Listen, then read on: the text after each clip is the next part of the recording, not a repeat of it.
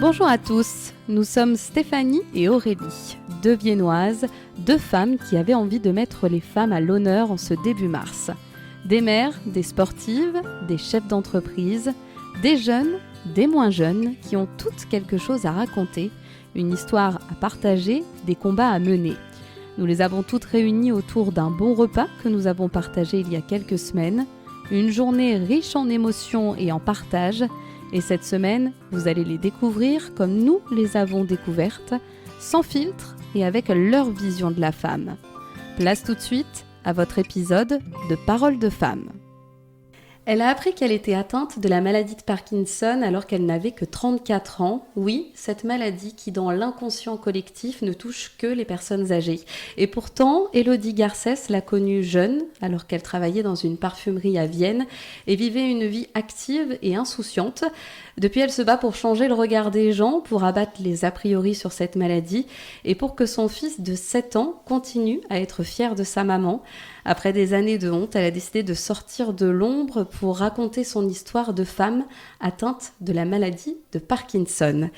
Élodie, bonjour. Bonjour. Merci d'être là avec plaisir. nous aujourd'hui. Alors, avant de parler de votre histoire, ô combien forte, très particulière, je vais vous demander, comme à chacune de nos invitées, de vous présenter votre nom, votre prénom, votre âge et la profession que vous exercez. Alors, je m'appelle Élodie, j'ai 42 ans et je sais plus. Alors, la profession. La profession, je travaille en parfumerie, je suis vendeuse chez Marionneau à Vienne. Actuellement, je suis en arrêt maladie et voilà. Oui, alors on va peut-être se tutoyer, oui, parce que de toute façon, on vient de partager un repas et on s'est tutoyé tout le long. Allez, pas de soucis, je t'en prie. Alors, pour la petite histoire, c'est toi qui m'avais contactée il y a plusieurs mois sur les réseaux sociaux pour raconter donc ton histoire. Et comme beaucoup de monde, je pense, j'avoue, quand j'ai lu ton message, j'ai été un petit peu surprise. Honnêtement, je ne savais pas que la maladie de Parkinson pouvait toucher des personnes jeunes. Alors raconte-nous un petit peu la découverte de ta maladie. C'était il y a combien de temps et comment est-ce que tu as su ? Ça va faire 8 ans à peu près que j'ai découvert que j'avais cette maladie. Ça a été la surprise, effectivement, et ça s'est découvert un petit peu au hasard. En fait, ça a commencé par des problèmes de mouvement. J'avais le bras droit qui ne marchait plus, qui bougeait plus, problèmes d'écriture, des choses comme ça. Donc j'ai pensé tendinite, j'ai été voir des médecins pour la tendinite, on a pensé canal carpien, tout a été évoqué jusqu'à ce que j'aille voir un neurologue à Lyon, un grand professeur qui lui, en 2 secondes, il m'a dit c'est la maladie de Parkinson. C'est fou. C'est fou parce que, je m'attendais à tout, vraiment à tout ce qui est possible, mais sauf à ça, quoi. Ouais. Comment est-ce que tu l'as pris ? J'imagine qu'on tombe un petit peu de... Ouais, j'y ai pas cru, en fait. Même pendant quelques années, même, j'y ai pas cru. Je me suis dit, ils se sont trompés. Même si, quand il m'a dit le mot Parkinson, c'est vrai que j'ai pleuré tout de suite. Instantanément, le pauvre docteur, il était super mal à l'aise. En plus, il était sympa, mais il était pas bien c'est pas le genre non plus de nouvelles qu'on annonce donc dans la joie. Il m'a réconforté un petit peu, puis je me suis levée, et puis je suis partie. Et puis c'est vrai que en fait, j'ai vécu dans le déni quelque part, en me disant c'est pas ça, ils se sont trompés. Mais bon, non, finalement. Après, les années se sont écoulées et je me suis rendu compte que non, c'était ça que j'avais et pas autre chose. Mais j'ai vraiment été dans le déni pendant très longtemps. Ouais. Alors, avant de revenir un petit peu sur cette période de ta vie qui a été compliquée forcément, je voudrais quand même qu'on parle de cette situation actuelle, puisqu'il faut le dire, tu vas mieux aujourd'hui. Oui, tout à fait. On va commencer avec un petit peu d'espoir. Des bonnes nouvelles, c'est clair. Parce que tu as pu bénéficier d'une opération il y a quelques mois et franchement, l'amélioration est considérable. C'est un truc de dingue. Ouais. J'ai subi une neurostimulation cérébrale profonde. C'est le terme un petit peu technique de cette opération, qui est la dernière solution à la maladie de Parkinson. Après, il n'y a plus d'autres choses à faire. Donc, heureusement que ça marche, parce qu'après, sinon, ça aurait été compliqué pour moi. Mais c'est vrai que je reviens. J'ai plus de tremblements, j'ai plus de dyskinésie. Donc, ça me change la vie complètement. Oui, en effet, on ne voit plus les tremblements. Vraiment, c'est un truc de dingue. Ouais, mais les 8 dernières années ont été du coup plus compliquées. Oui, exact. Raconte-nous un petit peu le quotidien de ces dernières années. C'était quoi ? Tout est compliqué. Tout est compliqué. Tout tourne autour des médicaments, en fait. Toute la journée, tu te lèves, c'est médicaments pour pouvoir sortir du lit. C'est médicaments quand tu vas amener ton fils à l'école. Tu attends que ça agisse et quand ça veut agir, parce que des fois, les médicaments ne marchent pas. Donc des fois, tu es en galère, mais tu dois faire. Donc il faut que tu fasses comme tu peux, en fait. Me laver les cheveux, c'était compliqué. Me laver les dents, ça aussi, il faut le dire. Me laver les dents, c'est très très compliqué. Tout était, enfin, aucune place à l'improvisation. Tout est organisé autour du médicament et de la prise de médicaments. Vraiment, c'est incroyable à dire, mais vraiment, je fonctionnais comme ça. Et le regard des autres, j'imagine que c'est difficile. Oui, c'est vrai que bon, on m'a beaucoup regardé quand je tremblais avec mon fils. Après, on s'y fait. On s'y fait. C'est vrai qu'au début, les gens se demandaient si j'avais bu, si j'avais pris de la drogue. Enfin, j'ai eu beaucoup de questions très particulières, hein, franchement. Puis après, on s'en fiche quand on essaie de faire sans. Voilà. Alors on a lancé ce projet de podcast pour parler des femmes, pour recueillir un peu les témoignages de femmes différentes, et je me permets de te poser une question un petit peu plus personnelle, à toi de voir si tu veux y répondre. On parlait du regard des autres, et ma question c'est plus aussi sur le regard des hommes. En tant que femme malade, est-ce que tu sens le regard des hommes différent? Comment est-ce que tu peux te positionner par rapport à ça? Bah écoute, non, je vois pas le regard peut-être parce que je n'y fais pas attention. Hein. Non, je vois pas de différence. Par contre, je vois la différence avec des hommes malades qui ont la même maladie que moi. Je trouve qu'il y a une compétition en fait quelque part.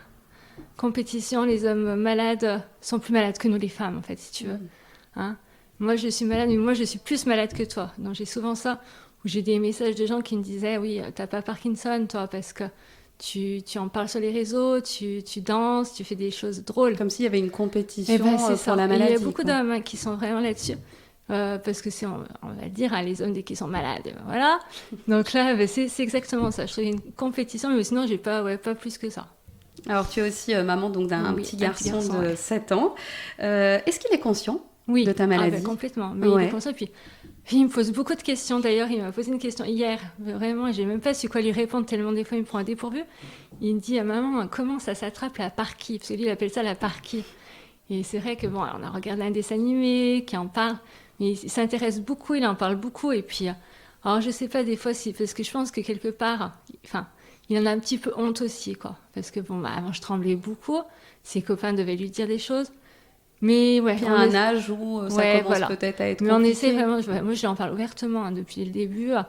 Là, je me suis fait opérer, il m'a vu, alors il a juste dit, maman, pourquoi tu avais une couche sur la tête? Tu avais un gros bandage sur la tête, et ça l'a vraiment choqué. Mais sinon, on lui en parle, et puis il questionne. Quand j'avais la pompe à apomorphine, c'est lui qui me la branchait, qui me faisait... Il a toujours vécu, lui, finalement, avec la maladie. Ouais, exactement, et puis bon.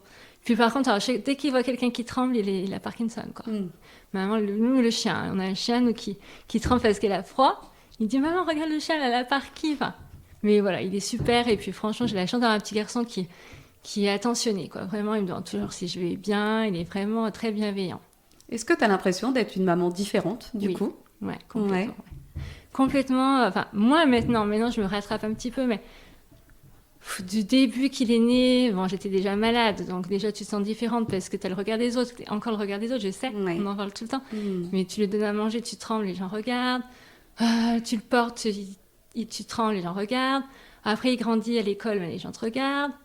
Et puis, maintenant, ça y est, je commence un petit peu à me lâcher. Je fais des sorties scolaires, des choses comme ça.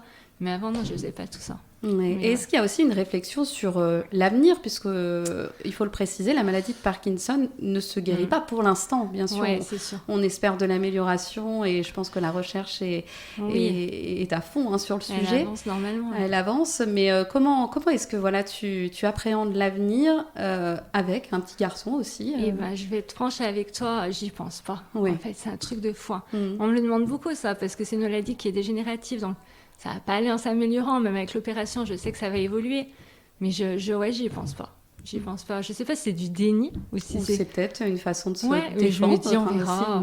Une barrière de défense. Ouais, je sais pas, mais vraiment, moi, j'ai des gens que je connais qui ont cette maladie-là, qui pensent déjà quand ils auront 70 ans, qui achètent même des maisons en fonction de ça, parce que pas d'escalier, de choses comme ça. J'y pense pas du tout. Ouais, vraiment, vraiment pas du tout. Quel message est-ce que tu aimerais faire passer, justement? En plus, je sais que tu es particulièrement active sur les réseaux sociaux avec un compte Wonder Parkie. Alors, un compte vraiment, si vous voulez aller voir, c'est vraiment la maladie de Parkinson, c'est ton quotidien, mais avec humour. Vraiment, on est sur l'humour et sur l'explication, j'ai l'impression, pour le grand public. Tout ça, c'est pourquoi? C'est pour faire passer des messages, justement? C'est pour faire passer le message, justement, qu'on peut être jeune. Il y a beaucoup de jeunes, d'ailleurs, qui ont Parkinson, c'est aussi pour eux que je fais ça, pour que les gens les regardent autrement, qu'ils n'aient pas à subir tout ce que j'ai vécu moi, l'indifférence, les gens qui ne savent pas, les questions. Et puis aussi pour dire qu'il y a de l'espoir, quoi. Il y a une opération qui existe et qui a des résultats positifs, quoi. Et ça, vraiment, j'ai beaucoup de gens qui ne savent même pas que ça existe et à qui ça fait peur aussi, parce que dès qu'on parle du cerveau, des opérations du cerveau, ça fait peur. Mais cette opération, non, elle est géniale. Et voilà, c'est le message que je veux faire passer. Si vous pouvez, faites-vous opérer, quoi. Voilà, vraiment, c'est un truc de dingue. Et dans la communauté qui te suit, justement, il y a beaucoup de femmes. Oui, ouais. Beaucoup, ouais. Ouais, beaucoup de femmes. Et justement, c'est beaucoup les femmes qui me posent des questions, parce que les hommes, ils osent moins, mais qui ont peur justement de l'opération, de serait-ce que de se faire raser la tête. Il y a des endroits, même moi, Lyon, ils ne rasent pas la tête. Il y a plein de choses. Elles ont peur aussi des cicatrices. J'ai eu beaucoup de personnes qui m'ont contactée, qui veulent me voir, qui veulent me rencontrer pour qu'on en parle. Et c'est vrai que c'est étonnant, tous ces gens, et ils ont vraiment besoin de quelqu'un qui leur dit que c'est faisable. Il y a de l'espoir et il faut le faire. Comme quoi, c'est une maladie qui reste quand même encore beaucoup cachée. Ouais, c'est la plus méconnue des maladies connues, en fait. Tout le monde sait qu'est-ce que c'est Parkinson, mais personne ne connaît quelqu'un qui l'a vraiment. Et voilà, moi, c'est ce que j'essaie de faire passer comme message. Alors, ma dernière question, c'est la même que l'on a posée à toutes nos invités. Pour toi, qu'est-ce que c'est qu'être une femme en 2023 ? Alors, qu'est-ce que c'est ? Je trouve que c'est quand même quelque chose de compliqué. Déjà, il y a encore la journée de la femme qui existe. Donc, tant que la journée de la femme existera, je pense que c'est qu'il y a un problème quelque part, quoi. Qu'est-ce que c'est une femme ? Ouais, c'est compliqué, c'est un combat de tous les jours, moi, je trouve. Quand tu sors de chez toi, les regards, on ne peut pas s'habiller comme on veut. Je trouve que c'est encore trop compliqué. Et c'est ce qu'on disait tout à l'heure, le regard des autres, le regard des gens, il est plus compliqué sur une femme que sur un homme. Et je ne sais pas pourquoi, mais c'est comme ça. En espérant que ça évolue je sais pas, dans le bon sens. Mais tant que je trouve ça encore qu'il y a des journées de la femme, je trouve ça encore dommage, quoi, parce que voilà, c'est qu'il y a besoin d'en parler. Moi, j'ai un petit garçon, alors j'essaie de le briefer sur ça, le respect. Et finalement, ça peut passer par là aussi, par l'éducation de nos garçons. Parce que je vois déjà à l'école. Il me dit tout le temps, oui, les filles, les garçons, les filles, c'est un truc de fou. Donc, j'essaie vraiment de lui dire, on est tous pareils, tu peux jouer à la marchande, tu peux jouer à la poupée, tu as le droit. Et s'il y a quelqu'un qui te dit quelque chose, c'est pas grave. Voilà. Merci, de rien, Élodie. Merci pour ce témoignage. Alors, je le rappelle, tu tiens cette page Instagram qui grandit et qui est pleine d'humour. Wonder Parky. J'invite vraiment tout le monde à aller y jeter un œil, puisque ça vaut le coup d'œil, justement. Et vraiment, moi, personnellement, j'ai appris pas mal de choses. C'est super, c'est le but. Merci d'avoir partagé cette expérience. On voulait donc des femmes au parcours atypique et pleines de courage. Et je pense que Élodie a bien sa place dans ce projet. Je vous dis à très vite. Parole de femme continue demain avec Stéphanie et une autre invitée qui s'est livrée au jeu des confidences. Restez connectés et prenez soin de vous.